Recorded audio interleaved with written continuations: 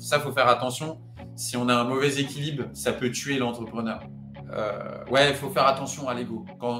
Parce qu'en fait, à la fois, il faut de l'ego, mais à la fois, il faut pas trop d'ego. Parce qu'avec le durcissement de l'obtention du PTZ, les volumes de construction de maisons individuelles ont baissé de 80%. Et donc, du coup, je pense qu'il y a une fenêtre de tir pour les investisseurs sur le fait d'aller mettre sur le marché des maisons à louer.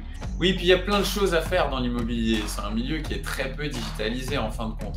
Avec l'intelligence artificielle, avec l'ère du no-code, en peu de temps, je peux bien prioriser les actions marketing et les déployer très facilement et rapidement parce que je fais ça depuis toujours. Mais après, c'est les qualités classiques, je dirais, d'un entrepreneur. Résilience, persévérance. En fait, l'entrepreneuriat, ça n'est que ça. Salut les conciergeries Airbnb, on se retrouve aujourd'hui pour ce nouveau talk show Conciergerie de rêve. Et comme d'habitude, je suis avec un invité de marque qui va nous partager son parcours, son expérience dans l'entrepreneuriat. Il s'agit aujourd'hui donc de Thibaut Trézière. Salut Thibaut. Salut, merci pour l'invitation.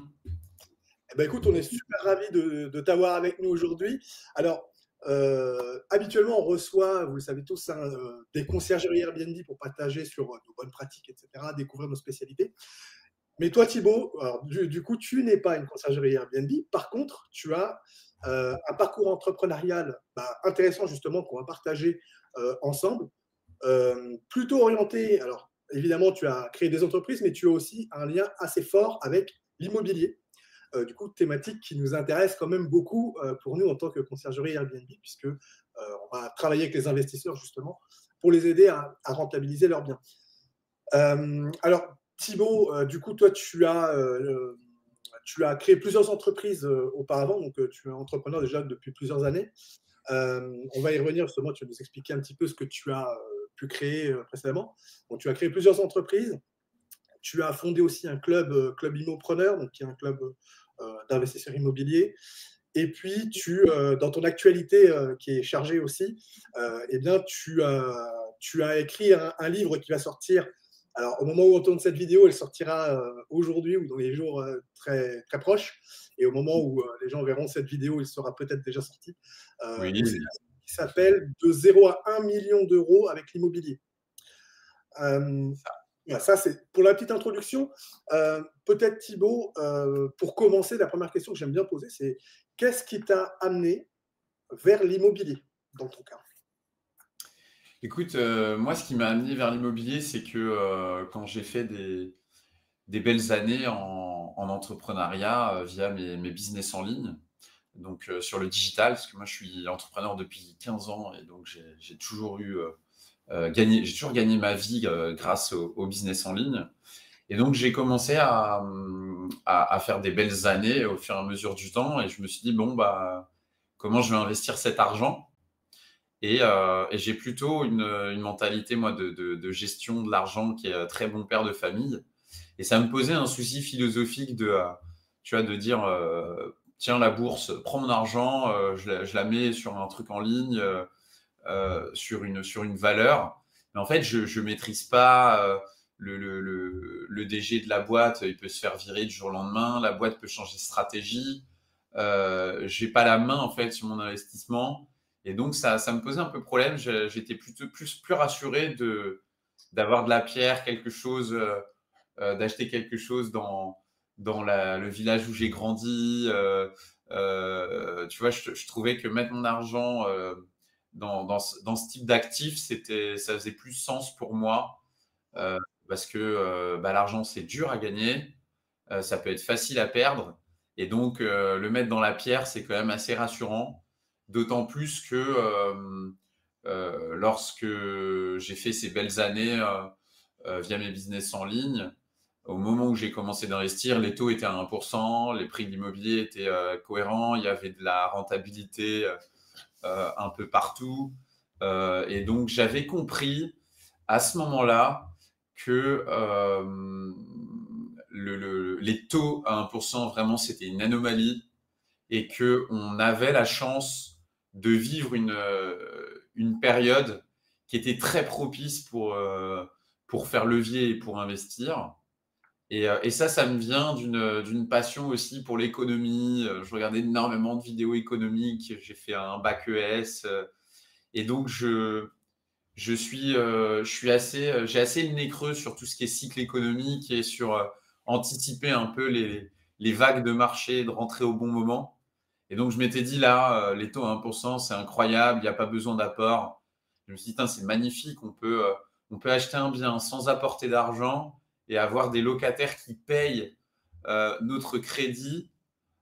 Et donc, on peut se retrouver à passer 5 heures à bosser sur la recherche, la signature chez le notaire et la mise en gestion locative, par exemple. On peut passer 5 heures à bosser là-dessus et 20 ans après, avoir un bien qui nous a été payé par le locataire et qui coûte 200 000 euros.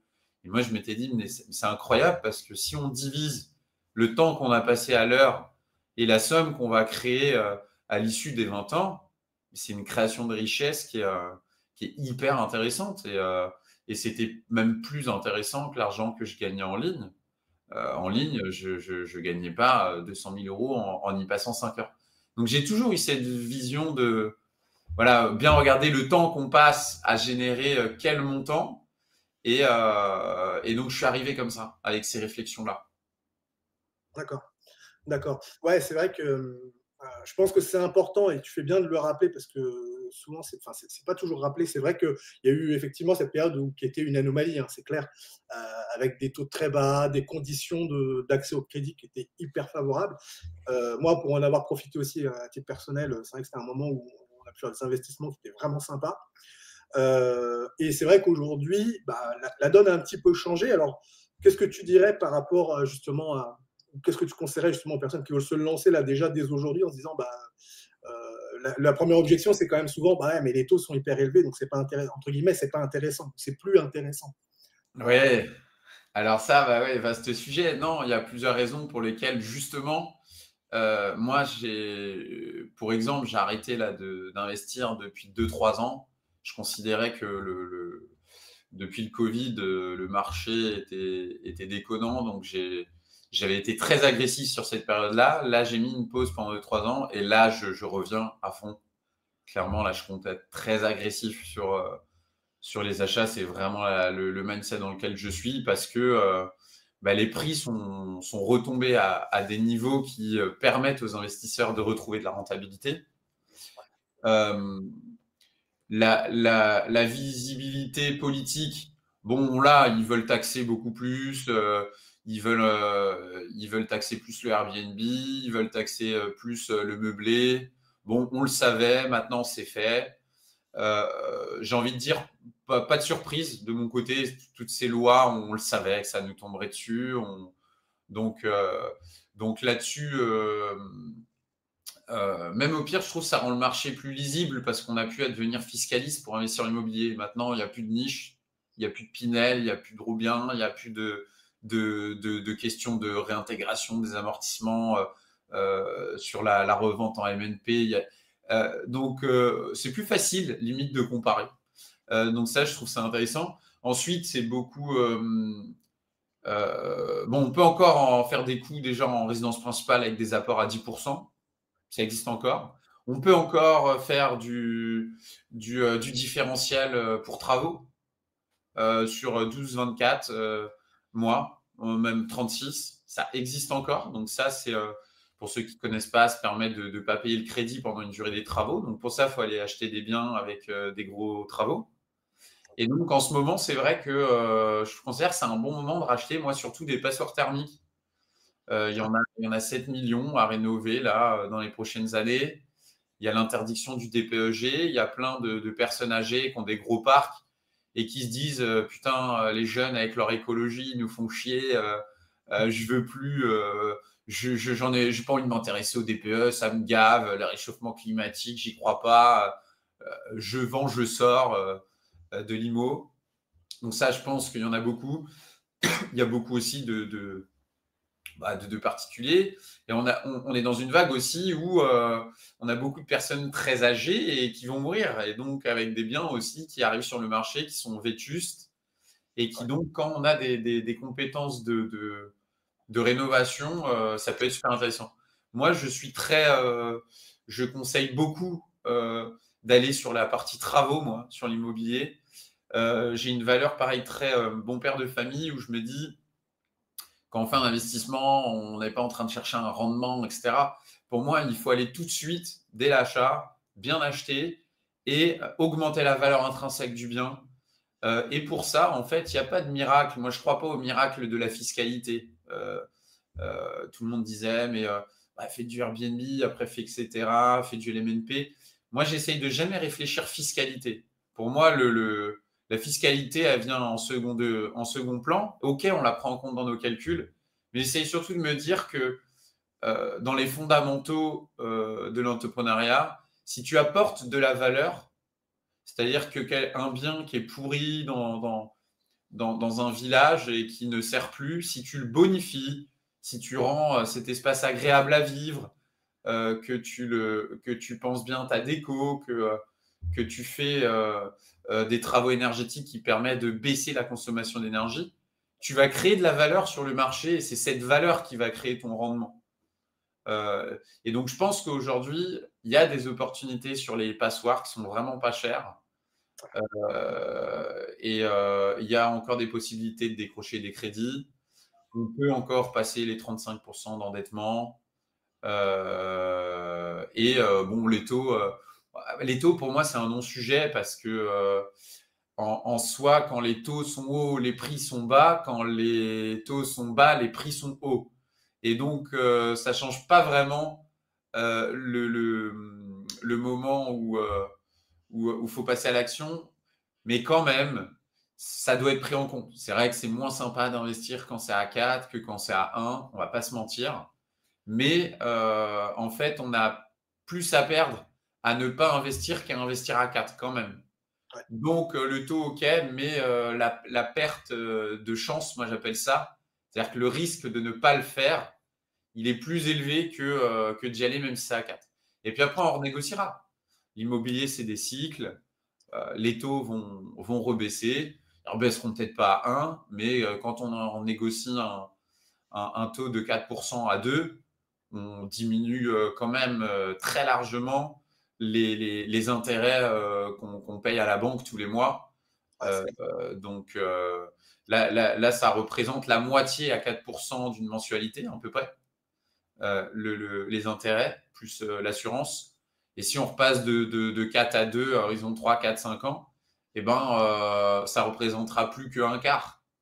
Donc, il va y avoir de la marge pour aller rechercher de la rentabilité. Donc, moi, vu que les prix sont moins intéressants en ce moment, je dis aux gens, bah, achetez peut-être en cash flow négatif à moins 100, moins 200 euros. Et puis, dans 2-3 ans, vous renégociez le prêt et puis vous aurez un autofinancement. Ou alors, vous trouvez un autofinancement aujourd'hui. Et puis demain, quand on négocie le prêt, il passe en cash flow positif avec l'augmentation des loyers, le prêt renégocié. Dans 3, 4, 5 ans, vous trouverez qu'un cash flow positif. Je suis pas trop dans une stratégie, moi, de trouver la pépite. Je trouve que c'est un mirage qui fait perdre beaucoup de temps aux investisseurs. Je pense que le but, c'est plutôt d'aller répéter et de trouver des affaires où on peut valoriser au travers de travaux. Ouais, ouais, OK, OK, c'est clair, c'est clair. Bah, on reviendra de toute façon sur effectivement, un petit peu le mindset, l'état d'esprit dans lequel tu te trouves et dans lequel tu te mets pour justement, bah, atteindre tes objectifs, hein, tout simplement, et celui que tu conseilles, j'imagine aussi dans ton livre, on va en parler très rapidement tout à l'heure. OK, alors je suis du coup rentré assez vite, hein, dans le Ouais. sujet de l'immobilier avec cette question un peu, courante, je C'est pense ma aussi, hein. passion, il ne faut pas me lancer.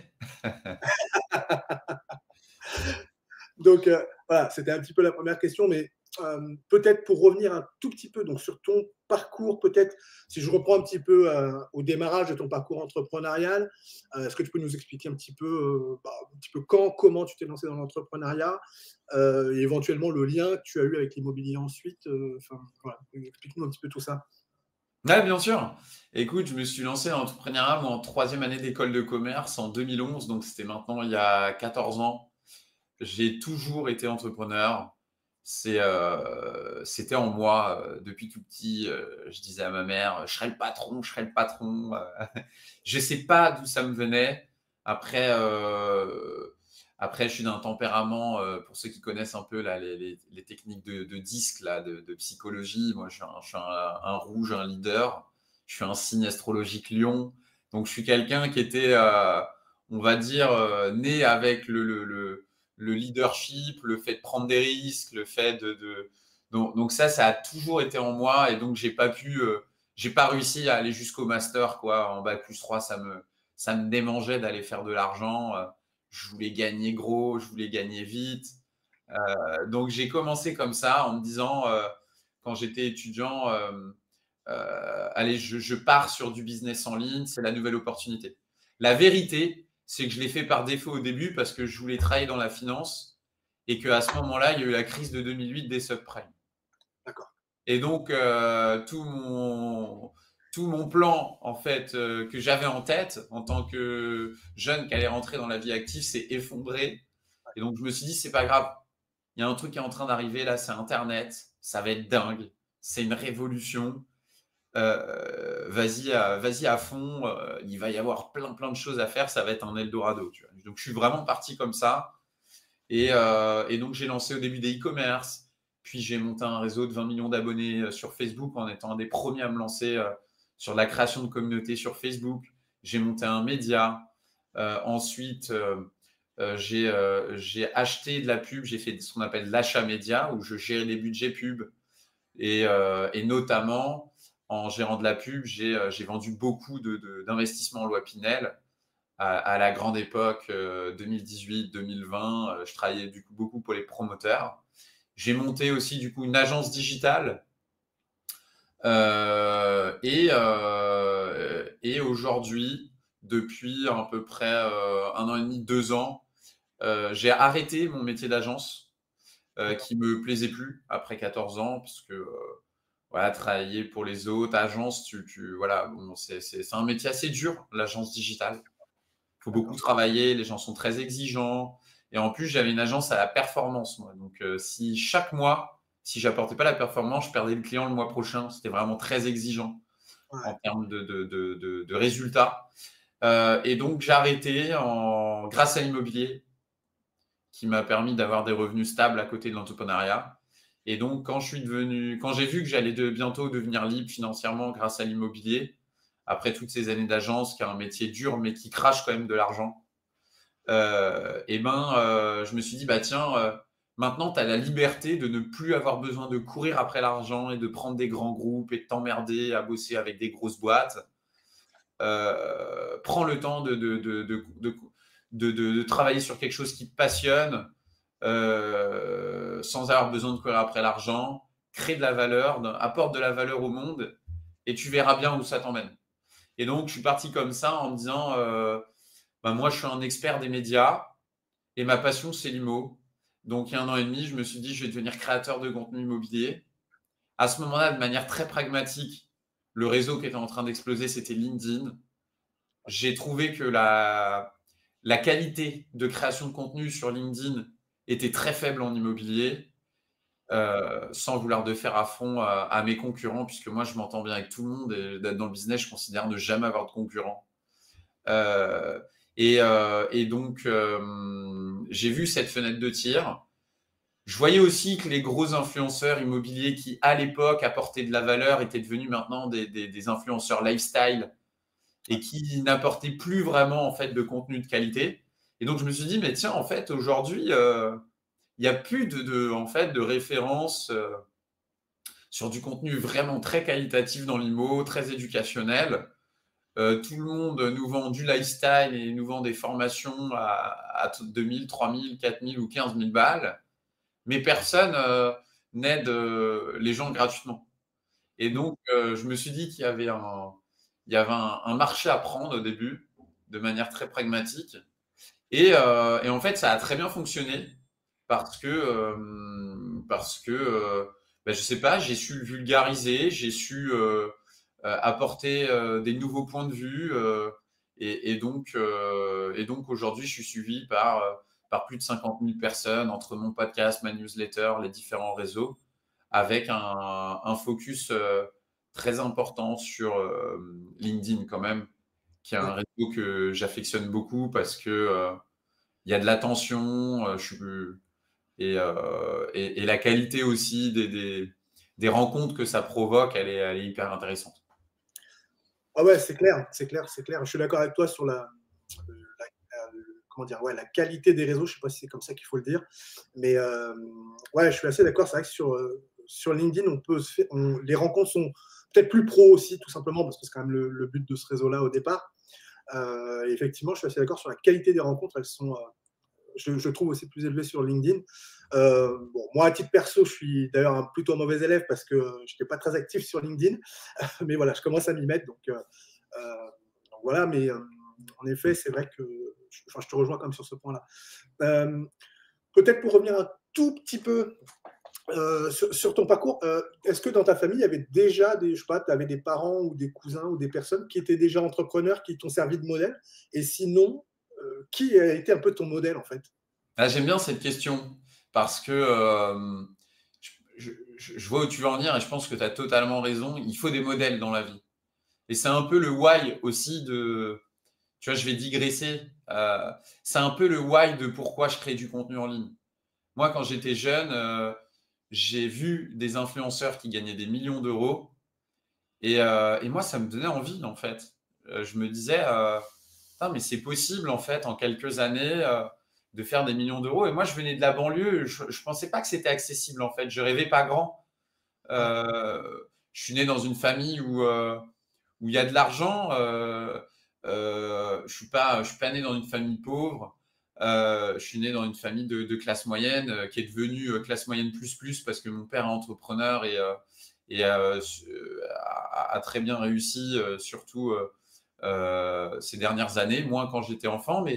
Mais, euh, mais du coup, qu'est-ce que je voulais dire? Oui, c'est hyper important d'avoir des modèles. Moi, il y a eu beaucoup mon père qui est entrepreneur là, qui a un bureau d'études fluides dans l'immobilier, donc lui qui travaille plutôt dans le tertiaire, qui fait des très beaux immeubles à Paris, qui a fait le siège des JO, enfin, il fait des super projets. Et j'avais vu, moi, mon père passer du salariat à l'entrepreneuriat quand j'étais ado. Et, euh, et j'avais vu que quand il était passé de salarié à entrepreneur, il était beaucoup plus heureux, ses revenus augmentaient beaucoup plus fortement. Je le voyais aller faire du networking, partir au golf aux quatre coins du monde, aller être invité à des grands prix, tu vois, à Monaco et tout. Je me disais, quand tu es entrepreneur, quand tu peux avoir des clients comme ça qui t'invitent, qui te payent des séminaires et que ton boulot, ça peut être finalement de passer du bon temps dans des moments informels, etc. Je me dis, c'est vraiment sympa quoi, comme boulot. Et donc ça, évidemment, c'est les bons côtés, c'est les côtés rêvés, c'est hyper dur dans les faits. Mais moi, j'étais ado, je voyais les bons côtés et, euh, et je me disais, c'est cool. Donc j'ai ça, j'ai beaucoup d'amis d'enfance qui sont dans l'immobilier, j'ai un frère qui est dans le bâtiment, j'ai un grand-père qui faisait du logement social. Donc j'ai eu quand même autour de moi de l'immobilier, mais surtout, moi, les gens qui m'ont inspiré, c'est les créateurs de contenu. Et en fait, le fait de créer aujourd'hui, c'est vraiment la volonté de rendre. Parce que si j'avais pas eu, moi, ces gars dont tout le monde se fout de leur gueule sur Internet en les cataloguant de vendeurs de rêves, s'ils n'avaient pas été là il y a 10-15 ans, ben, je n'aurais pas pensé que c'était possible de gagner des millions d'euros en ligne et j'aurais pas brisé en fait, tu vois, mes croyances sur ma capacité à pouvoir générer des millions d'euros alors que je démarrais de rien. J'ai pas eu d'avantage si ce n'est mon éducation et l'amour de mes parents. Donc en gros, moi, c'est vraiment les modèles, ça a beaucoup été ça. Donc je pense que c'est bien d'avoir des modèles d'ailleurs, quand on y repense, digitaux et d'avoir des modèles dans la vie réelle. Je pense qu'il ne faut pas avoir que des modèles digitaux, sinon on est trop avoir le prisme de l'entrepreneuriat ou de l'immobilier au travers d'un gourou. Il faut en avoir dans la vraie vie, en rencontrer dans la vraie vie et en avoir aussi qui t'inspire sur le digital. Les deux sont importants. Ouais. Ouais, c'est clair. Du coup, ça parle, enfin, je pense que ça amène aussi à la création d'un réseau physique et pas seulement le réseau Mm. social numérique. Ça fera peut-être partie de ce qu'on se dira dans la suite. Ouais, je Peut-être. développe beaucoup dans mon livre aussi la partie réseau. Ok. C'est vraiment hyper important. On peut en parler. C'est vraiment une des clés pour réussir, de réseauter, d'être avec des gens qui ont mieux réussi que nous, de se créer dans l'immobilier son réseau de gestion locative, d'agents immobiliers, de notaires. Et c'est vraiment important ouais, de sortir de chez soi. Moi, je suis un gros geek, je gagne ma vie en ligne, mais je suis le premier à dire, mettez le pied dehors, rencontrez des gens parce que il n'y a rien de plus important dans la vie pour changer sa trajectoire que de faire des bonnes rencontres. Une bonne rencontre peut tout changer et vous propulser à des endroits où vous n'aurez jamais pensé être. Ouais, ouais, tout à fait. Bah, écoute, ce que je te propose, c'est de passer un petit peu à la première étape de ce talk show qui est Ouais. le pitch. Donc pour tous ceux qui nous regardent et qui découvriraient le talk, donc le pitch, bah, ça va être en 2 minutes maximum. Donc je vais lancer le chronomètre, attention. Euh, Bah, L'idée, c'est de pouvoir pitcher ton livre, que tu puisses nous le vendre finalement, qu'on puisse nous être intéressé par le contenu, par l'objectif, par les personnes à qui ça s'adresse aussi. Donc voilà, c'est ta première épreuve. Dans ce talk show, je te propose de te lancer. Dès que tu es prêt, je lance le chrono. Attention, c'est parti, c'est à toi. allez, let's go. Écoute, mon pitch aujourd'hui est toujours un peu compliqué parce qu'en fait, je pratique une stratégie qui s'appelle les petits paris en série. Et donc, je lance régulièrement des petits produits avec de faibles investissements pour voir si je rencontre ce qu'on appelle un product market fit, c'est-à-dire que je rencontre une adéquation entre ce que je propose et ce que le marché a besoin. Et donc, je lance beaucoup de produits. Donc, ma stratégie aujourd'hui, c'est d'avoir une grosse partie de mon temps qui est dédiée à la création de contenu et à la transmission de contenu éducationnel gratuitement sur les plateformes. Et ensuite, je les monétise en lançant comme ça des produits assez régulièrement. Donc, j'ai plusieurs produits. J'en ai un premier qui est mon incubateur de PropTech où j'accompagne en fait des entrepreneurs de l'immobilier à se développer et à trouver justement leur marché. J'ai aussi du coup de la vente de coaching, mais que je vends assez peu parce que je ne veux pas forcément passer mes journées à faire du coaching. Donc j'en fais un petit peu parce que je pense que ça me permet de rester au contact du marché et ça nourrit en fait ma création de contenu sur Internet en étant au contact des problématiques que rencontrent les investisseurs. Et donc, je développe aussi d'autres produits autour de LinkedIn. Je suis ghostwriter pour des grands dirigeants dans la finance, les fonds d'investissement et l'immobilier. Donc, j'écris des posts LinkedIn de grands dirigeants. Et je lance, ça c'est mon produit spoil. Peut-être au moment où sortira la vidéo, mon produit du mois de février, ce sera du coup un mini cours pour aider les personnes à se lancer en personal branding LinkedIn. Et dernier point, mon livre que je sors là fin janvier et qui a pour objectif d'aider les Français à faire le 0 à 1 million d'euros de patrimoine le plus rapidement possible en apprenant les grands principes de la création de valeur dans l'immobilier. Ok. Je ne sais pas si j'ai réussi avec les 2 minutes, dis-moi, ça m'intéresse. Ouais, on est pile poil, on est pile poil. Ouais, Je t'ai laissé quelques secondes de plus, mais on y est. Allez, ouais, ça va, ça va. le défi est relevé. Mission remplie, du coup, c'est bon. Ouais, ouais, ouais, tout à fait, tout à fait. Super. La Euh, première étape du talk show est passée. Déjà, on pourrait peut-être revenir un tout petit peu donc sur. On parlait tout à l'heure un petit peu du réseau. Euh, Ouais. c'est vrai que moi, j'aime bien aussi quand il y a un réseau physique. Alors, tu verras ensuite pourquoi je veux aller vers ça. C'est que pour moi, c'est hyper important qu'on ait un réseau physique pour pouvoir créer ces relations et c'est créer de la confiance en fait. Moi, je vois ça plutôt comme ça, où on crée un réseau de personnes de confiance en fait. Et c'est ça qui va nous aider à nous développer. Alors après, que ce soit sur le business ou de manière personnelle d'ailleurs aussi. parce que, bah, rencontrer des gens, on reste tous des êtres humains et c'est aussi une manière de s'enrichir, je trouve. Est-ce que alors comment tu abordes ce point dans ton livre ou peut-être dans tes activités au quotidien? Comment tu abordes ce point dans ton livre justement? On en parlait tout à l'heure rapidement. Ouais, bah écoute, le networking, ouais, ça me parle beaucoup parce que je développe plusieurs produits, moi, de networking. Ça fait partie des produits qui fonctionnent le mieux auprès de mon audience, qui est assez qualifiée, qui a beaucoup de lots, souvent en IMO. C'est des gens assez avancés finalement, de par le fait que sur LinkedIn, on est sur une population qui a du pouvoir d'achat et qui est souvent investisseur IMO. Et donc, j'ai un produit, moi, de communauté en ligne qui s'appelle le Club Immopreneur, où tu as, tu vois, des lives, du groupe WhatsApp, etc. Donc, ça, c'est une première façon, je pense, de networker.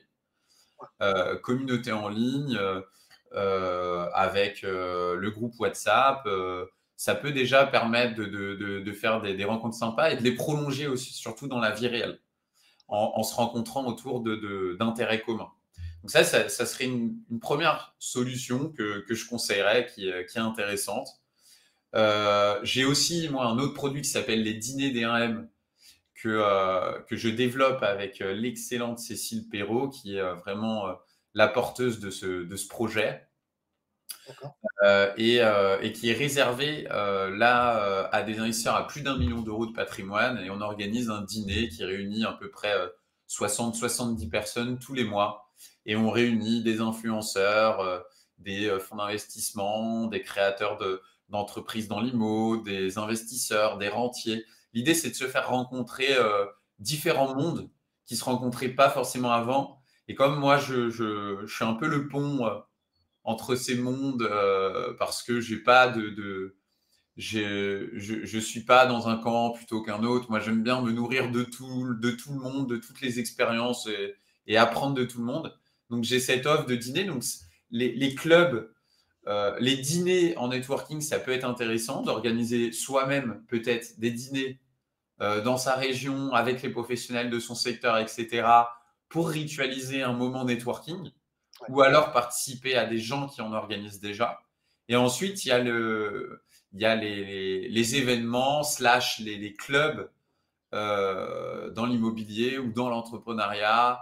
Moi, pour le coup, je suis assez fan de clubs business sport. Je suis un passionné de sport, donc je suis dans des clubs de kite, de paddle, etc. Golf, tout ça. Donc ça, j'aime beaucoup. Et effectivement, il faut des raisons un peu de briser la glace pour faire des rencontres. Donc c'est toujours bien quand quand c'est adossé à une thématique ou à un sport, ce qui permet un peu voilà, de lever le voile et d'avoir des discussions profondes avec d'autres passionnés, et qui peuvent découler, pourquoi pas, sur le business. Je pense d'ailleurs que les rencontres, elles doivent, elles doivent pas être mercantiles. C'est-à-dire que je vois beaucoup de personnes dans le networking être beaucoup trop direct sur la vente. Franchement, c'est, je trouve d'ailleurs que comment, je suis en train de réfléchir justement avec mon associé sur les dîners pour parler de networking sur LinkedIn beaucoup plus, parce que je trouve que c'est un sujet dont on ne parle pas beaucoup, Ouais. qui est très peu documenté sur les bonnes façons de le faire. Et pourtant, c'est un sujet qui est hyper important, que ce soit pour un entrepreneur ou un salarié investisseur, ou quand on développe des projets, rencontrer pour s'inspirer, rencontrer pour trouver des partenaires, rencontrer pour trouver des sous-traitants, rencontrer pour trouver des opportunités. Enfin, c'est vraiment hyper important. Je suis très sur les réseaux sociaux, mais je néglige pas du tout le côté physique. Et il n'y a rien de plus puissant d'ailleurs que d'être présent aux deux endroits.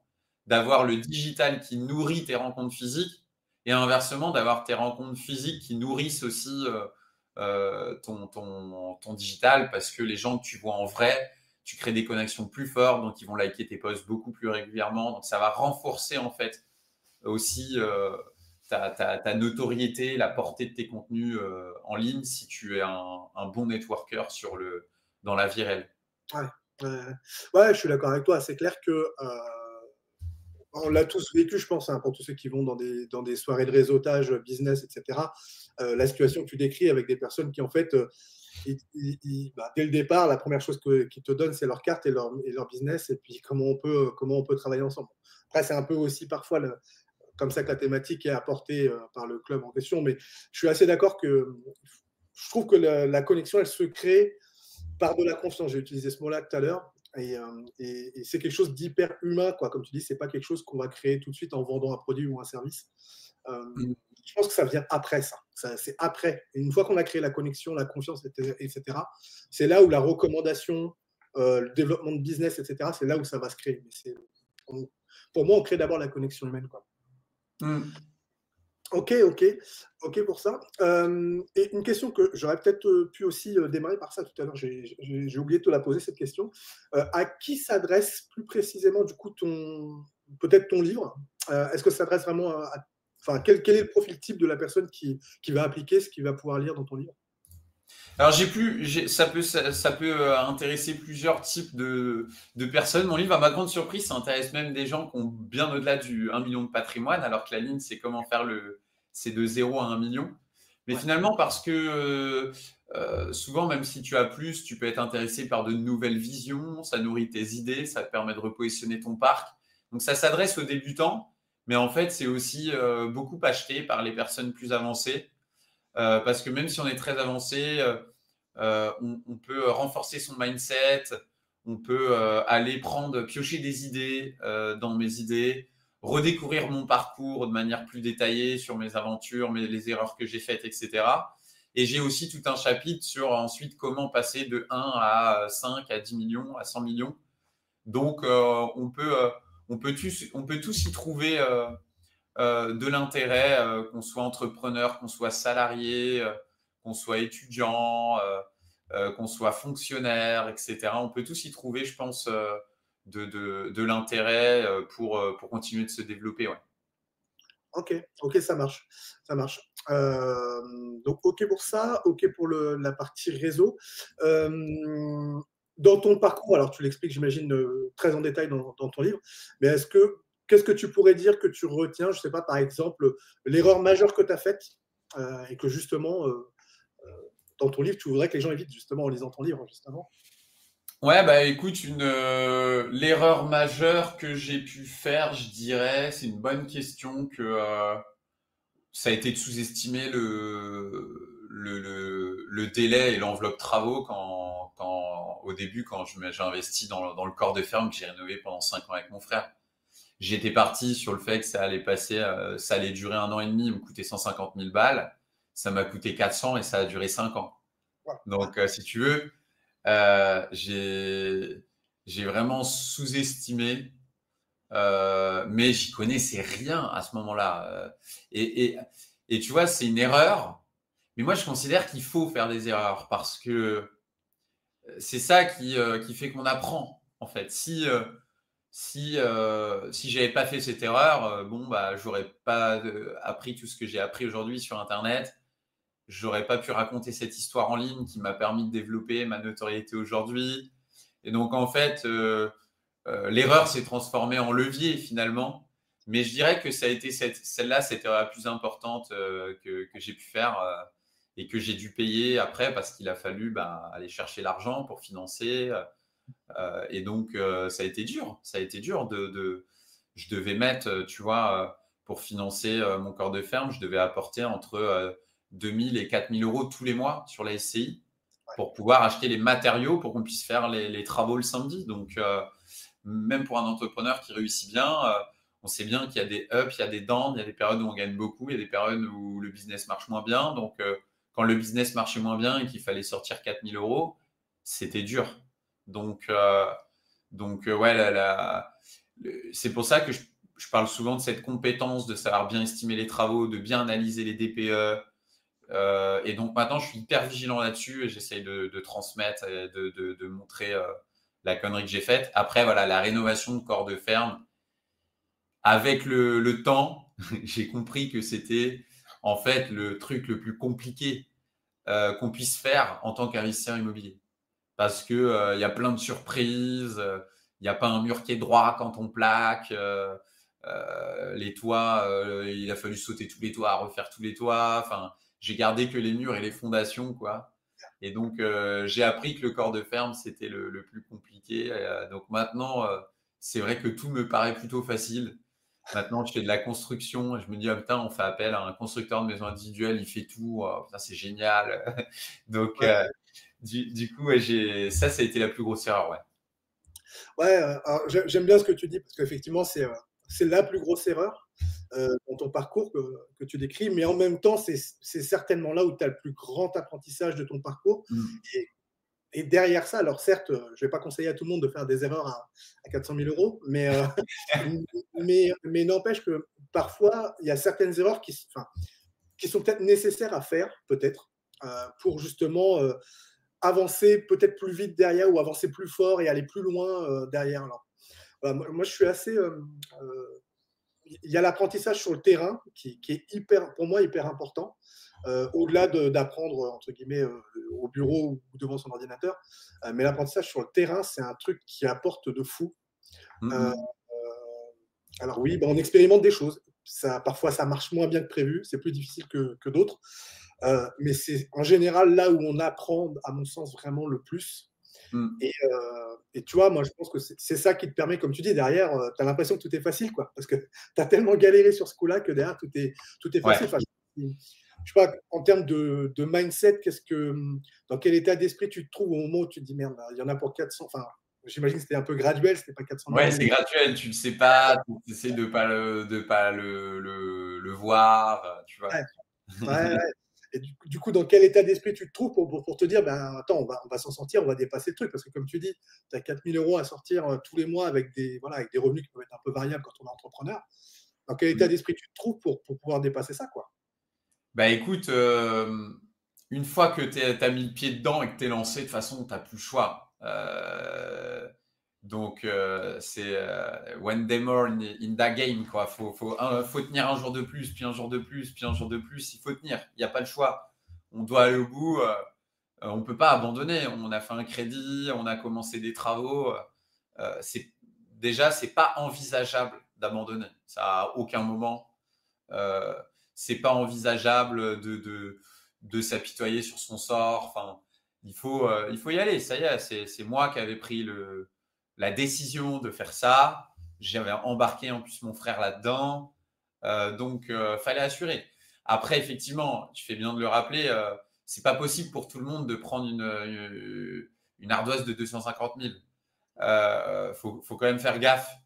Moi, j'ai des revenus variables, donc ça veut dire que si j'ai besoin de gagner beaucoup plus, je peux aussi aller chercher beaucoup plus en bossant plus, en vendant plus, en ayant un business plus rentable, en repensant ce que je fais. Donc, j'ai cette possibilité donc, qui est offerte à moi, mais c'est vrai que quand on a des revenus stables, c'est un peu plus compliqué. Après, quand on a des revenus stables, entre guillemets, on peut emprunter. Si les travaux ils explosent, on fait un crédit travaux. Généralement, si on a un CDI, on peut aller chercher une rallonge de crédit travaux.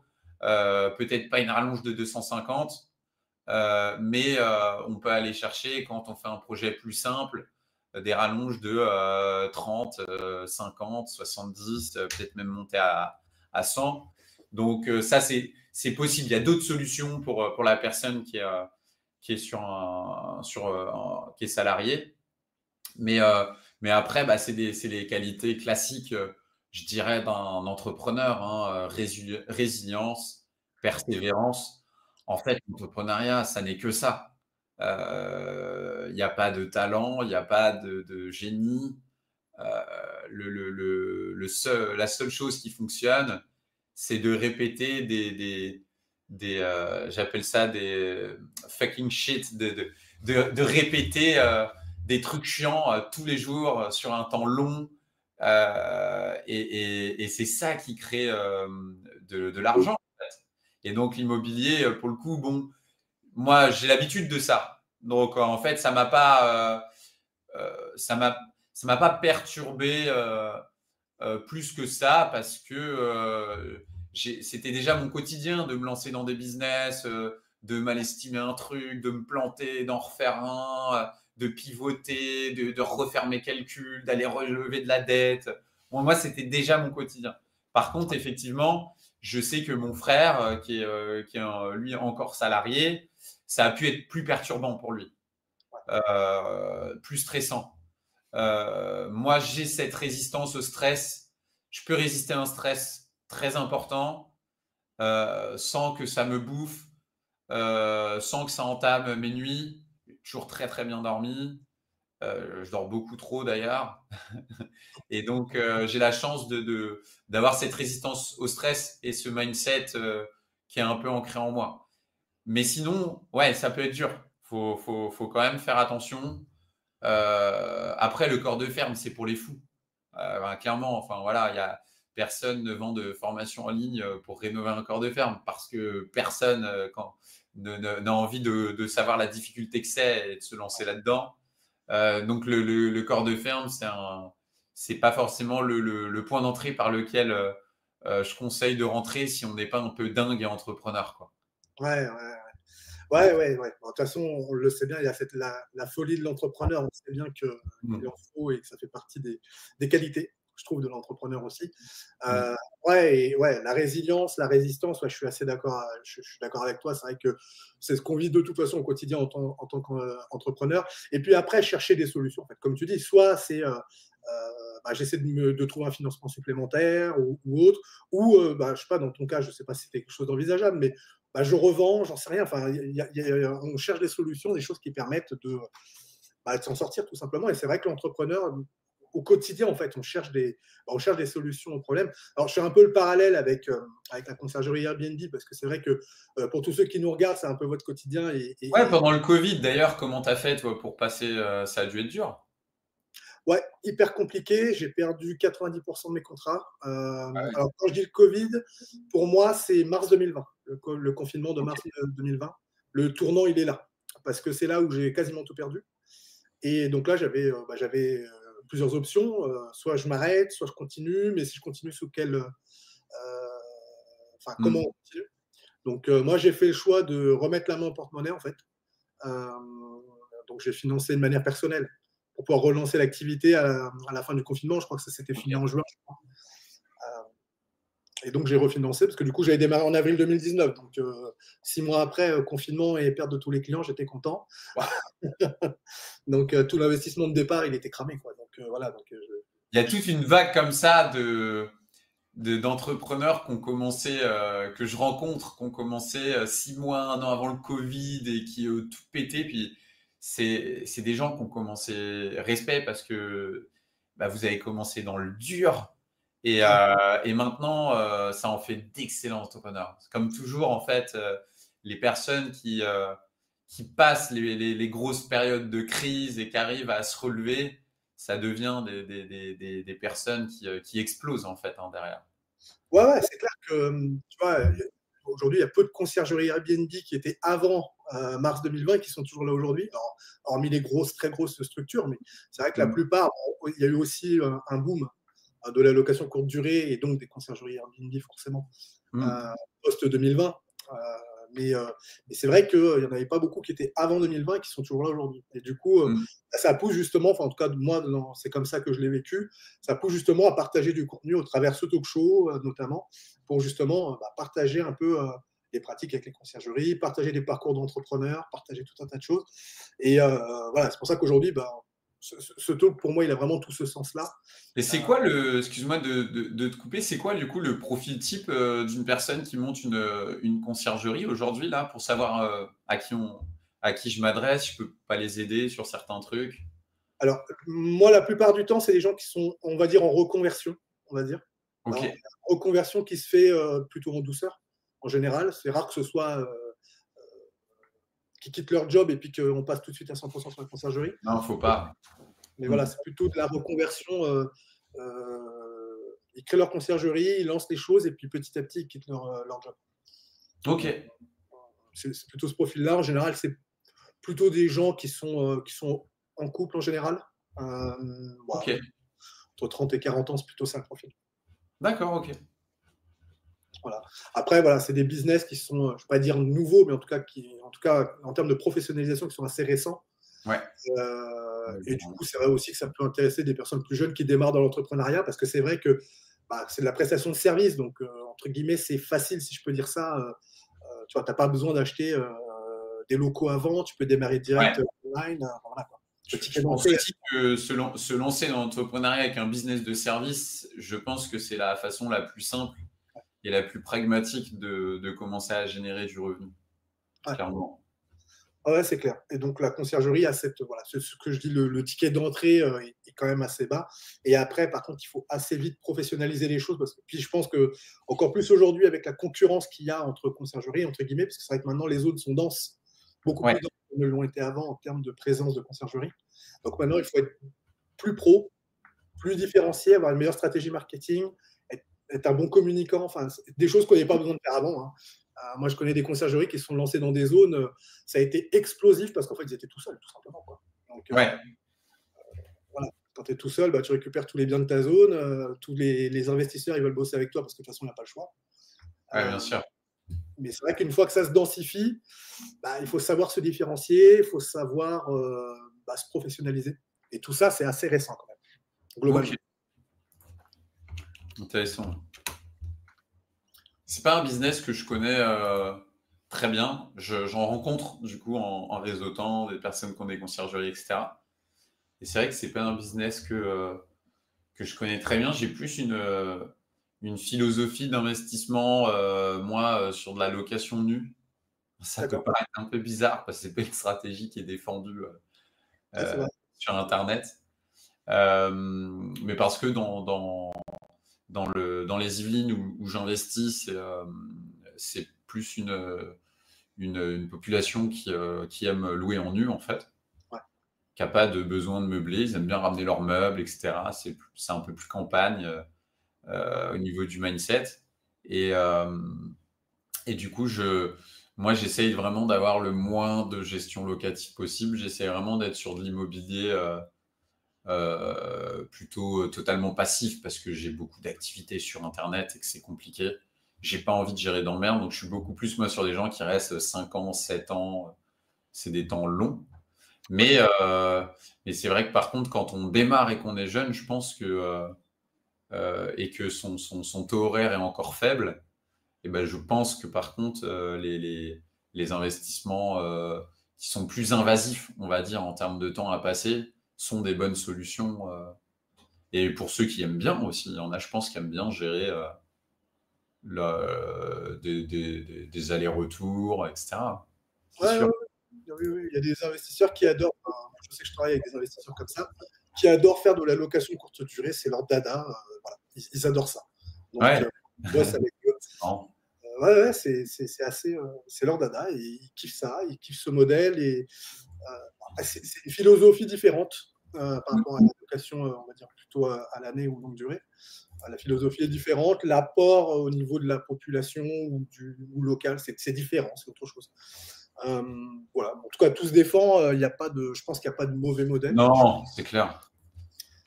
C'est vrai que c'est pas ce qui est communiqué beaucoup sur Internet sur la location nue. Je suis d'accord avec toi.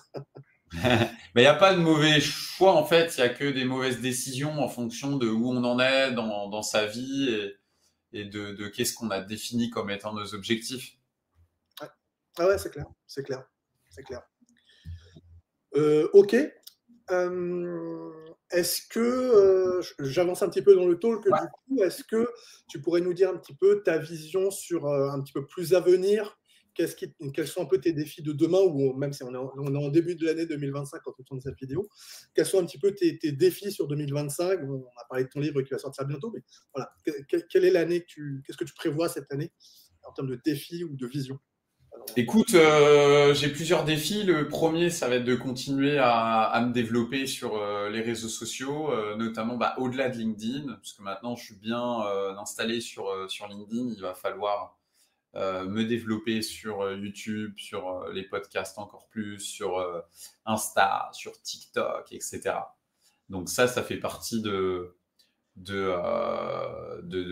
vais dire, mon sujet numéro un qui occupe mon attention, puisque j'ai pris la décision de consacrer au moins 50% de mes journées à la création de contenu, parce que c'est ma zone de génie et que je considère qu'il faut passer au minimum 50% de son temps sur sa zone de génie. Donc, je vais continuer de produire des efforts dans ce sens-là, parce que les résultats sont bons et que ça se développe bien, et puis que c'est plaisant voilà, d'aider les gens au travers de contenus gratuits. Et un des deuxièmes gros objectifs, c'est donc ça, le livre, je le mets dedans. Le livre, ça fait partie en fait de cet écosystème de contenu que je crée. Et en deuxième temps, ce qui m'amuse beaucoup aujourd'hui, c'est mon incubateur. Mon incubateur, ça m'éclate parce que j'ai des entrepreneurs qui sortent d'études, qui sont jeunes, qui ont, je sais pas, entre 24 et 28 ans souvent, mais parfois aussi plus âgés. Je sais pas si c'est une question d'âge, mais en tout cas, j'ai des entrepreneurs qui se lancent, qui ont peu d'expérience dans l'entrepreneuriat euh, et qui ont des super beaux projets, des belles équipes, qui viennent me voir pour que je leur mette à disposition ma notoriété, que je les aide sur les tunnels de conversion, l'achat publicitaire, la création de contenu en ligne, tous ces sujets-là que je pratique depuis 15 ans. Et donc, je prends des participations. Donc, le modèle incubateur, généralement traditionnel, c'est tu es un entrepreneur, je prends 7% de ton capital, je te fais des coachings et des cours et je te donne des bureaux gratuits. Ça, c'est le modèle classique. Et moi, j'essaye de développer et je t'aide à lever des fonds. Souvent, c'était ça aussi le modèle, avec la levée de fonds en plus. Moi, je suis sur un modèle un peu différent. J'essaye de réinventer un peu le modèle en me disant que finalement, il y a une alternative aux incubateurs qui veulent incuber par ailleurs très souvent que des licornes, donc des boîtes qui visent plus d'1 milliard de revenus, parce qu'en fait, les fonds ne s'intéressent qu'à cette typologie de boîtes. Et moi, je propose une offre un peu différente où chez moi, je peux prendre des boîtes qui visent pas forcément le milliard, accompagner quelqu'un et avoir des participations dans une boîte qui fait 5, qui fait 10 millions, qui a un très bon EBITDA. Je trouve ça très intéressant aussi. Donc, je peux accompagner toute taille de boîte. Moi, contrairement aux autres incubateurs qui en fait mettent à disposition des bureaux, moi, c'est remote. On peut travailler aux quatre coins du monde, la liberté, etc. Donc, je vais plus attirer des gens qui n'ont pas de velléité d'avoir des bureaux. Ce qui aujourd'hui n'est pas un frein pour développer des gros business en ligne et offline aussi. Ensuite, je leur propose de mettre la main dans le cambouis, si je puis dire. Donc, c'est-à-dire vraiment de faire des choses pour eux, de consacrer un petit peu de temps pour eux, donc un temps certes limité, mais avec 15 ans d'entrepreneuriat, avec l'intelligence artificielle, avec l'ère du no-code, en fait, en peu de temps, je peux bien prioriser les actions marketing et les déployer très facilement et rapidement parce que je fais ça depuis toujours. Donc, je leur apporte, moi, vraiment de la prod quand ils n'ont pas les moyens de se payer un directeur marketing, un directeur commercial, etc. Donc, je vais les aider avec la mise en place simple sur tous ces sujets-là. Et ensuite, je vais aussi leur mettre à disposition ma notoriété pour les aider à générer des ventes au départ à coût gratuit, parce que quand on est une startup, ça coûte cher au début de se faire connaître via la publicité. Là, ils peuvent avoir un accès direct au marché des investisseurs via mes posts LinkedIn et donc pouvoir tester des choses, itérer, voir si le produit intéresse vraiment sans cramer trop de cash et avoir besoin de lever des fonds. C'est ça un peu l'idée. Et donc là, j'incube pour l'instant 2 entreprises. Les dîners des 1M avec Cécile Perrault, qui sont des dîners pour investir à plus d'1 million de patrimoine sur Paris tous les mois, où il y a à peu près 70 personnes qui sont réunies. J'accompagne une autre startup qui s'appelle une vraie startup là pour le coup, qui est plus technologique, intelligence artificielle, où on fait de l'analyse de DPE à distance. Et donc, on est capable de détecter quand on a un investisseur, un vendeur, un locataire. Pour ceux que ça intéresse, on est capable de détecter les erreurs, les fraudes au niveau du DPE, ce qui peut nous servir dans plein de cas de figure, estimation de budget travaux notamment. Et je suis en pourparlers sur 3 à 5 autres startups actuellement avec qui j'ai des bons fits sur le produit et sur le founder. D'accord. Donc ça, c'est un truc qui m'éclate. C'est hyper grisant.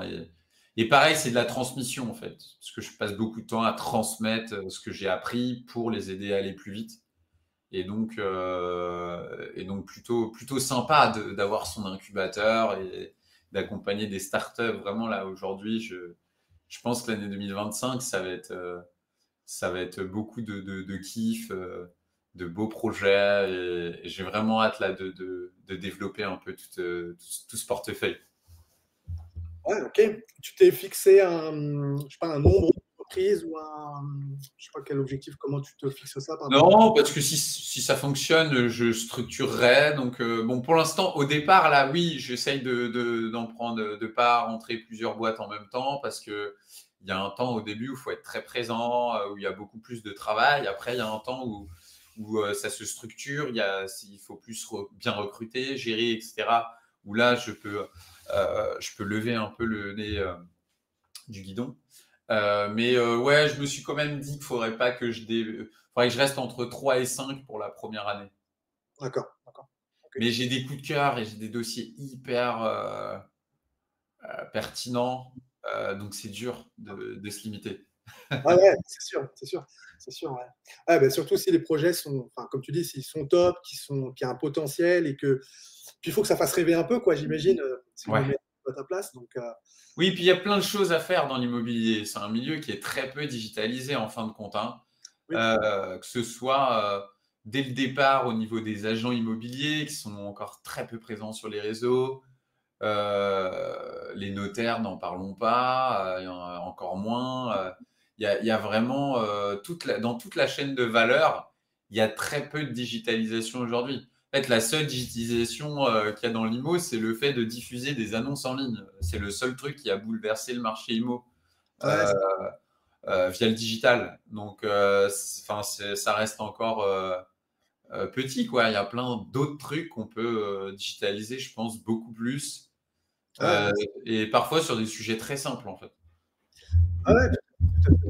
En tout cas, je te souhaite vraiment beaucoup de réussite là-dedans parce que c'est vrai que je suis d'accord avec toi que la digitalisation, elle est pas hyper présente dans l'immobilier. En ce qui nous concerne, nous, sur les conciergeries Airbnb, on est beaucoup digitalisé parce qu'en fait, tout ce qui va être traitement de l'information, récupération de Ouais, l'information, c'est etc., vrai. on a un gros enjeu sur ça. Donc, du coup, on est déjà beaucoup digitalisé.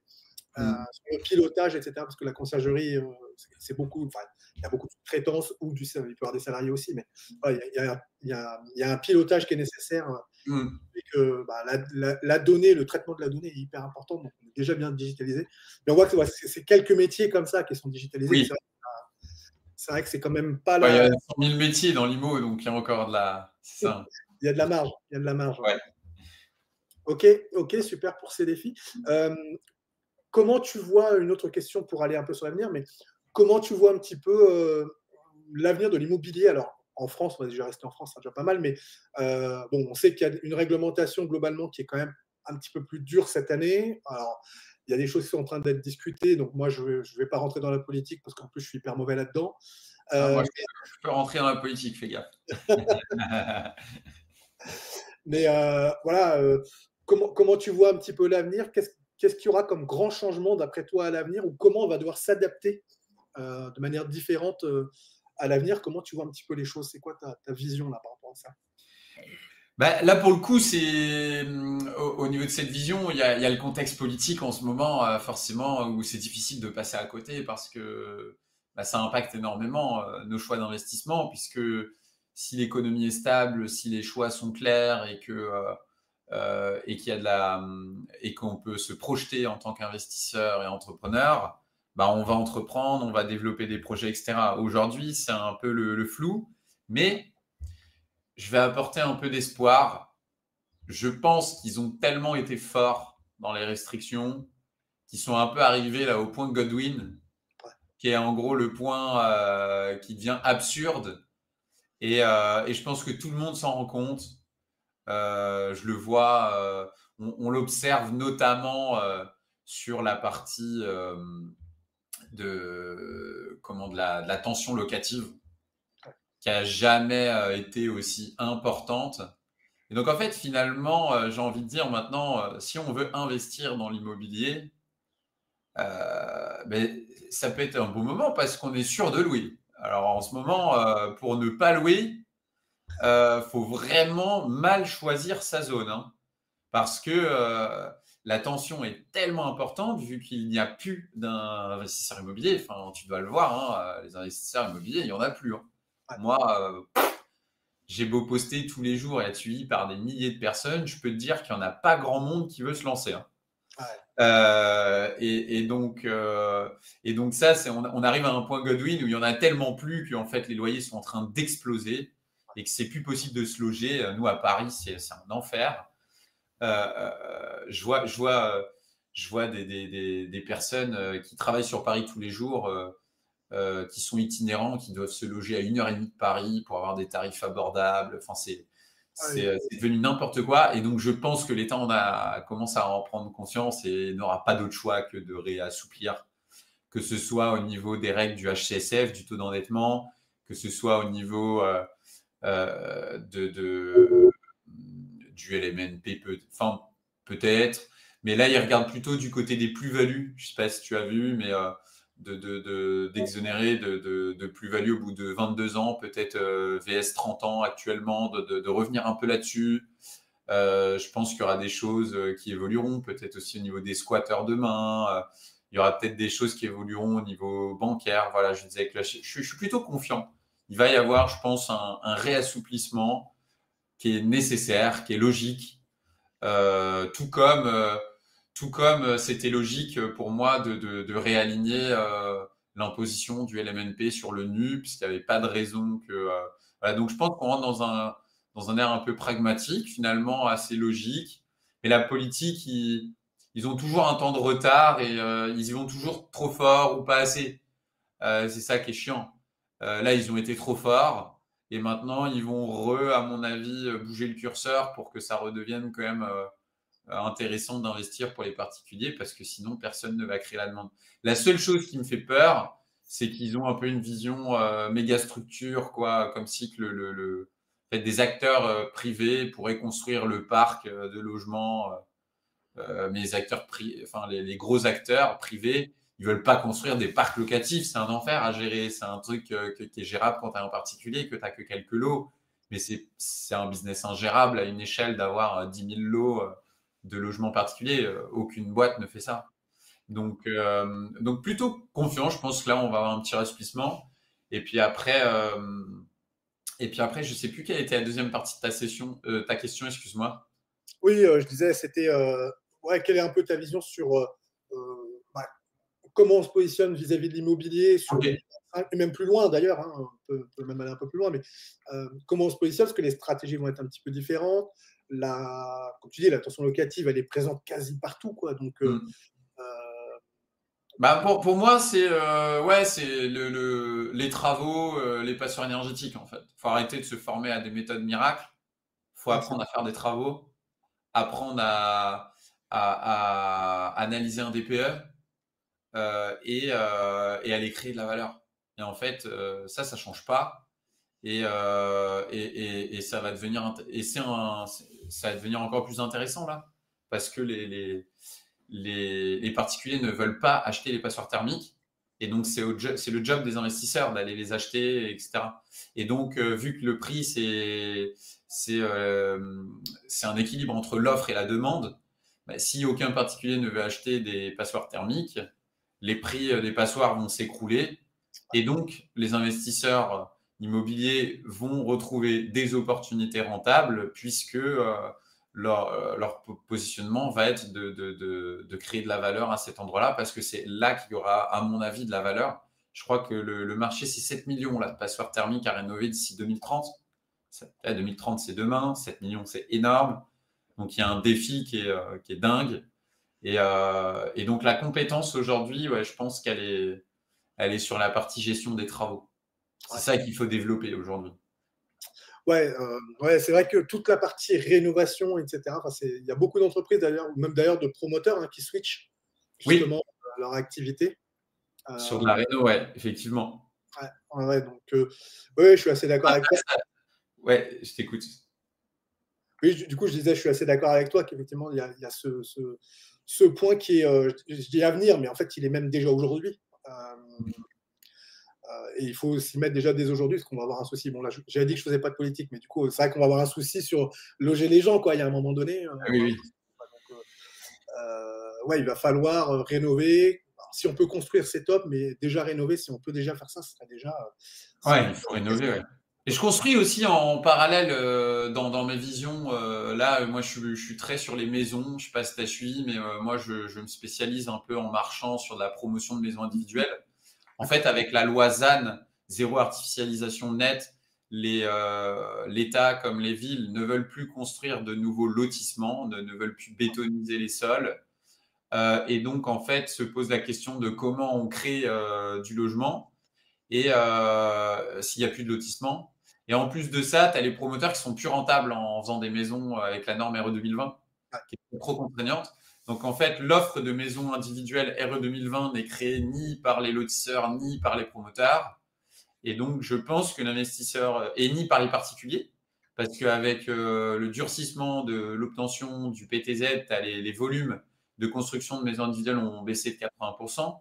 Et donc du coup, je pense qu'il y a une fenêtre de tir pour les investisseurs sur le fait d'aller mettre sur le marché des maisons à louer, tu vois. Et donc moi, je me concentre beaucoup là-dessus de mon côté en le faisant dans les Yvelines, proche des gares qui vont accueillir un futur RER fin 2026. Donc pareil, des fondamentaux, infrastructure de transport, etc. C'est des choses qu'il faut toujours regarder en tant qu'investisseur et qui restent des basiques qui fonctionnent très bien.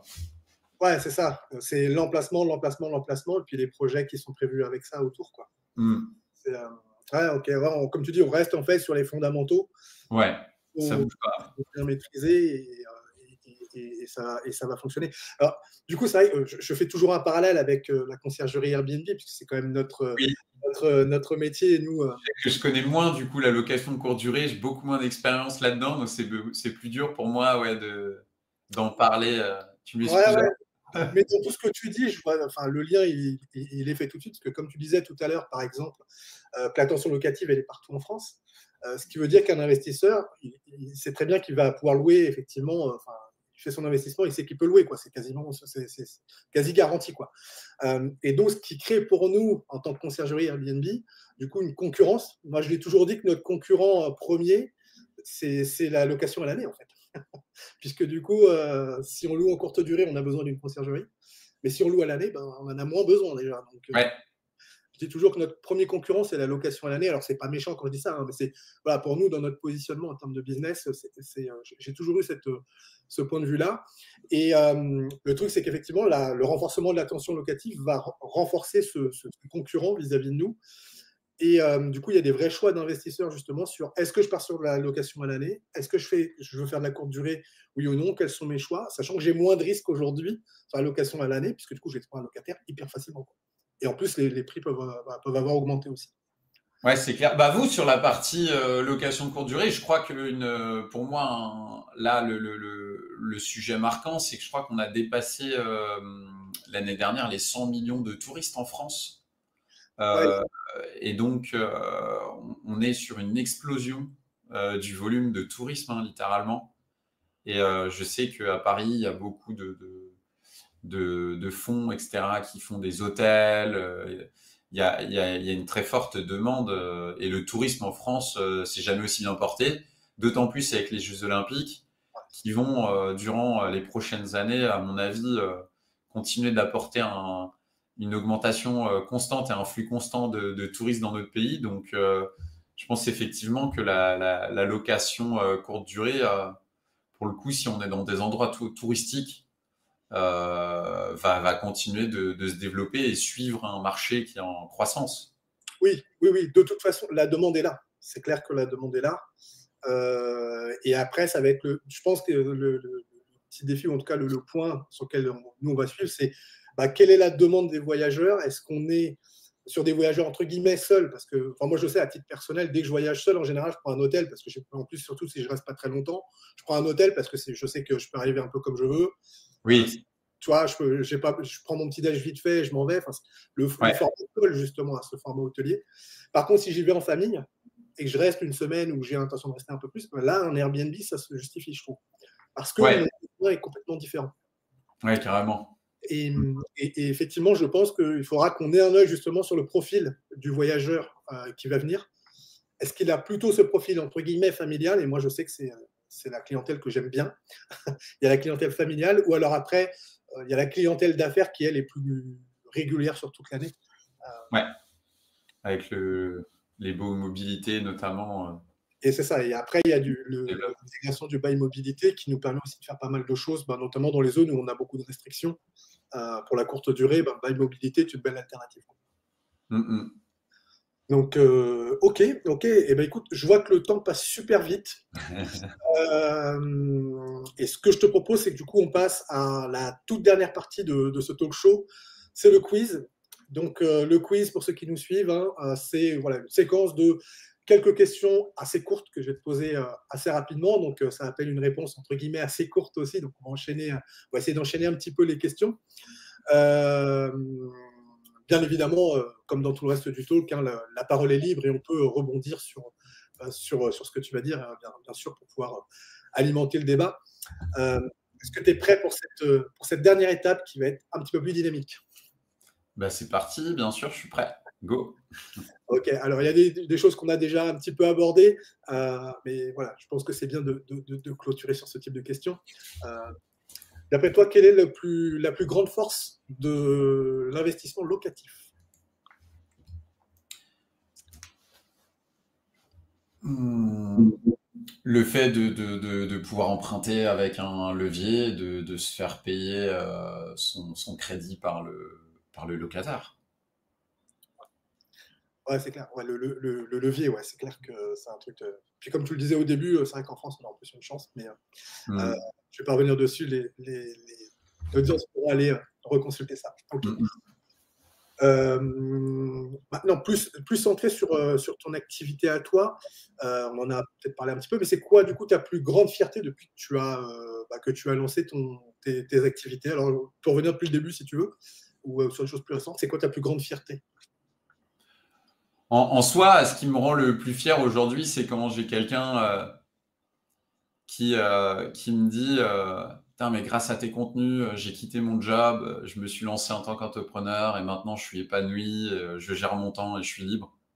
Je pense que ouais, j'ai jamais rien ressenti de plus puissant que quelqu'un qui me dit ça. Ça me fait plaisir. En fait, il y a quelque chose qui me touche beaucoup dans la vie, c'est un salarié qui n'est pas heureux, qui a envie de quitter le salariat, mais il lui manque tu vois, le déclic, l'extra miles, il n'a pas côtoyé des personnes autour de lui qui l'ont inspiré, etc.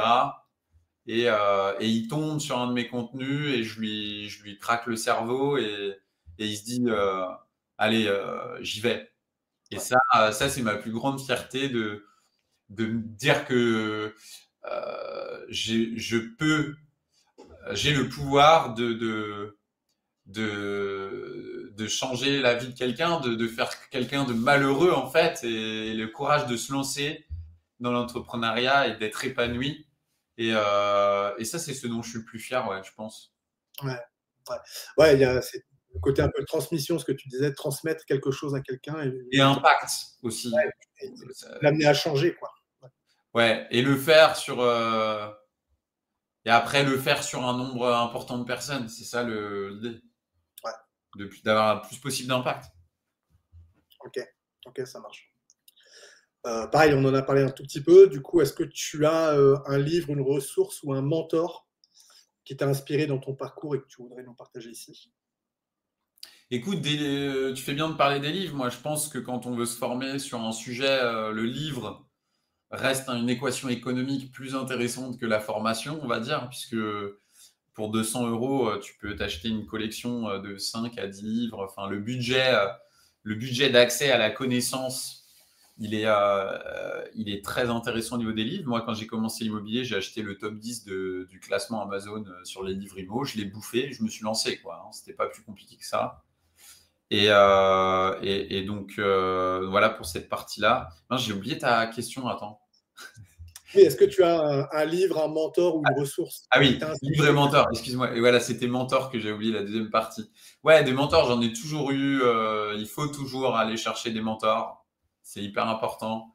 Et donc, j'en ai pas un en particulier parce qu'en fonction de ton stade de développement, ils évoluent. Il peut y avoir de chacun des côtés un désintérêt à un moment, donc on en trouve d'autres.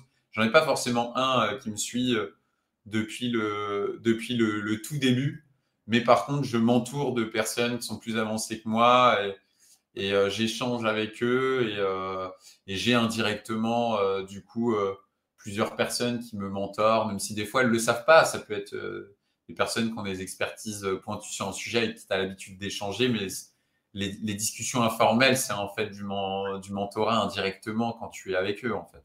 Ouais, tout à fait. Ouais, donc tu dirais que c'est plutôt se créer, voilà, consolider son réseau et échanger avec son réseau.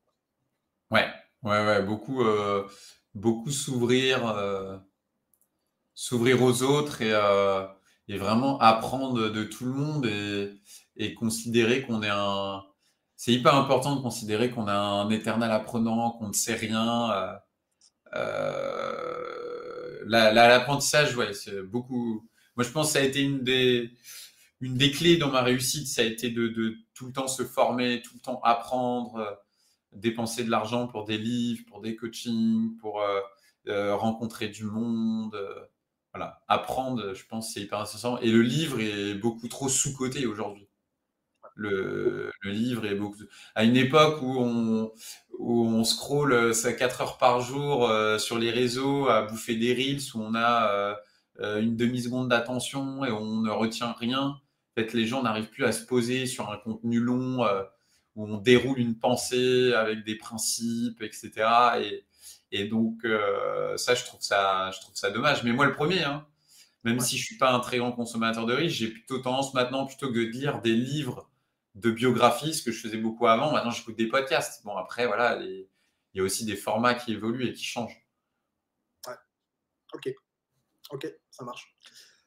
C'est vrai qu'on n'en a pas parlé de ça. Plutôt investissement locatif ou achat-revente? Bah, je pense que le parcours classique, c'est de commencer par l'investissement locatif. Et au moment où on commence à être bloqué par l'endettement, parce qu'on a trop enchaîné, etc., passer naturellement sur du marchand de biens. Et je serais plutôt du genre à conseiller de le faire dans cet ordre-là. Parce que je sais que maintenant, la mode, c'est de se lancer marchand direct. Moi, je vois des jeunes de 19 ans qui viennent me voir en disant je vais être marchand. Bon, je suis un peu dubitatif, même si d'ordinaire, je suis pas trop de style à freiner les gens qui veulent entreprendre, voire je fais même tout l'inverse. Mais je demande à voir. J'ai jamais vu de bons marchands avoir commencé à 19 ans. Je les ai pas croisés. Alors, je sais pas s'ils existent, mais je les ai pas croisés en tout cas. Euh, et, euh, mais attention aux marchands, quoi. Il y en a beaucoup qui gagnent pas d'argent. C'est sur Ouais. Internet en ce moment, on nous le vend comme l'Eldorado. C'est dur. Je crois qu'en moyenne, ils gagnent 50 000 balles par an. On est passé de 30 000 à 60 000 marchands l'espace de 3-4 ans là. Donc il y a beaucoup de monde maintenant. Attention, c'est très concurrentiel. Ça demande beaucoup de compétences, c'est beaucoup de risques. Mais c'est un parcours logique. Donc je suis pas. Mais je suis quand même toujours. Moi, en fait, j'aime bien le mix des deux, en fait, pour conclure. Moi, j'aime bien me dire, j'achète, je loue un peu pendant 3-4 ans, et ensuite je vends avec une plus-value. Et c'est ce que sont en train de faire beaucoup de promoteurs dans le reste du monde. En Angleterre, ça se développe. Les promoteurs n'étant plus rentables uniquement sur le fait de faire la promotion immobilière, ils font maintenant la promotion, ils exploitent un peu et ensuite ils revendent. Ce qui fait que là où sur une OP marchande, tu avais une OP qui te sortait, je ne sais pas, 50 000 balles, Si tu rembourses du crédit pendant 5 ans, tu le gardes un peu, hop, dans 5 ans, tu vas le revendre 150, 200 000. Donc moi, j'aime bien le mix entre investissement locatif et marchand. Et c'est ce qu'on appelle d'un peu de l'arbitrage. Et donc moi, j'aime bien faire un peu les deux. Je trouve ça intéressant. Parce que c'est quand même toujours hyper intéressant de se faire payer son crédit par des locataires, quoi. Même si on maîtrise les compétences du marchand et qu'on peut le faire à côté, l'investissement locatif a un côté. Et j'aime bien parce que comme mes journées sont très prises, le marchand, ça prend beaucoup de temps. L'investissement locatif, si tu as les bons process et que tu as les bonnes équipes, que ce soit en conciergerie, que ce soit en travaux, que ce soit en que sais-je, si tu as les bonnes équipes qui bossent bien et que tu es bien organisé, ça peut être des investissements qui ne sont pas tant voraces que ça en temps. Ok, ça marche. Alors peut-être des questions un peu plus personnelles maintenant. Quelle est ta potion magique pour réussir dans ton métier? Ce qui te renforce. Le média, clairement, moi, c'est ma capacité à communiquer en ligne. C'est devenu aujourd'hui indispensable. Les gens, de plus en plus, achètent une personne et n'achètent plus un produit. C'est-à-dire que on le voit d'ailleurs avec des influenceurs qui sont très influents et qui ont des mauvais produits et qui se vendent très bien. Ouais. En fait, on rentre vraiment dans l'ère du personal branding et donc aujourd'hui, c'est ça moi j'ai l'habitude de dire que c'est l'or du 21e siècle. La capacité à créer du contenu en ligne aujourd'hui, c'est la compétence à développer quand on veut entreprendre. Moi d'ailleurs, je dis souvent audience before product, c'est-à-dire que je conseille aux gens avant de se lancer de créer une audience et ensuite quand ils ont l'audience, de regarder quels sont les produits qui se vendent bien auprès de leur audience et de construire son produit. Et c'est une façon beaucoup plus simple d'entreprendre, beaucoup moins risquée et à la portée de tout le monde. Tout le monde peut créer du contenu. C'est pas une question de budget, c'est pas une question de milieu social, parce que quand on crée du contenu, peu importe d'où on vient et qui on va fédérer des gens qui nous ressemblent. Et donc, tout le monde, je suis persuadé que dans 4-5 ans, des centaines de milliers de personnes avec 1000 abonnés sur Instagram pourront gagner leur vie. Je suis persuadé, tu vois, que toi qui fais du business de conciergerie, que demain, tu pourrais avoir des milliers de personnes qui ont une petite conciergerie, qui ne dépassent pas, je ne sais pas, les 5 ou les 10 lots et qui arrivent à gagner 1500, 2000, 2500 euros par mois. Je suis persuadé que ce type de business bien digitalisé, en communiquant bien en ligne, avec très peu d'abonnés, peut faire vivre beaucoup plus de monde qu'aujourd'hui en France. Ok. Du coup, la question un petit peu inverse, c'est quoi ta kryptonite, ce qui t'affaiblit, ce qui pourrait t'affaiblir? Ce qui pourrait m'affaiblir, je pense que le piège numéro 1, c'est l'ego. Ce qui pourrait m'affaiblir aujourd'hui, ce serait de me prendre pour une star parce que je suis suivi sur les réseaux, tu vois, d'agir autrement, voilà, ça c'est quelque chose, je pense que l'ego tue beaucoup d'entrepreneurs. Et je fais beaucoup attention à mettre mon ego de côté, que ce soit quand je travaille en tant qu'incubateur avec d'autres entrepreneurs, que ce soit avec mes partenariats, etc. Je fais beaucoup attention. Et d'ailleurs, je pense que, je sais pas, mais ouais, il faut faire attention à l'ego quand on entreprend. Parce qu'en fait, à la fois, il faut de l'ego, mais à la fois, il faut pas trop d'ego. Le rapport à l'ego est assez complexe, mais peut vraiment tuer beaucoup de monde. Ça tue beaucoup dans les associations, notamment. Quand on entreprend à plusieurs, il y a souvent un des deux qui a trop d'ego, ou quand le business commence à fonctionner, il va dire que c'est que grâce à lui et pas grâce à l'autre. Donc ça, c'est ce qui peut me tuer. Mais j'en ai pas peur parce que j'ai l'impression de bien le dompter. Ce qui peut me tuer, c'est peut-être aussi d'être trop passionné par ce que je fais et de trop travailler, d'avoir peut-être des fois un mauvais équilibre avec ma vie perso, dans le sens où je suis capable d'absorber de très grosses charges de travail parce qu'en fait, j'ai pas l'impression de travailler. Et donc, Ouais. du coup, et donc ça pourrait me tuer. Il faut que je fasse attention à continuer de voir des amis, de voir du monde, de faire du sport, d'avoir une bonne hygiène de vie, de faire mes 10 000 pas par jour. Et ça, faut faire attention. Si on a un mauvais équilibre, ça peut tuer l'entrepreneur. Ouais. Hyper important de l'équilibre de vie. Ok, ok. Merci pour cette réponse. On passe à la dernière question, qui est un peu la question rituelle hein, dans ce talk show. Alors, habituellement, je demande si les personnes, les invités ont une conciergerie de rêve. Bon, je ne vais pas te la poser comme ça, ce sera une petite variante. Est-ce que tu te dirais que tu as un métier de rêve?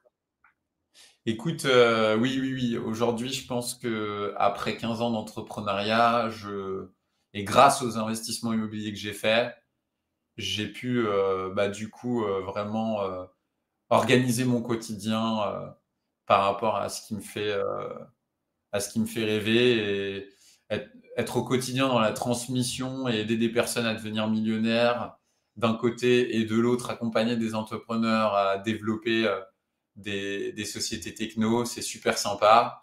Et à côté, les petits coachings que je fais à droite à gauche aussi, de pouvoir aider concrètement des gens à investir, ça me fait beaucoup marrer.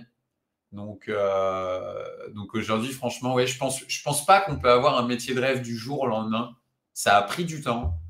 Il m'a fallu 15 ans, il m'a fallu beaucoup d'introspection, il a fallu que j'apprenne à me connaître.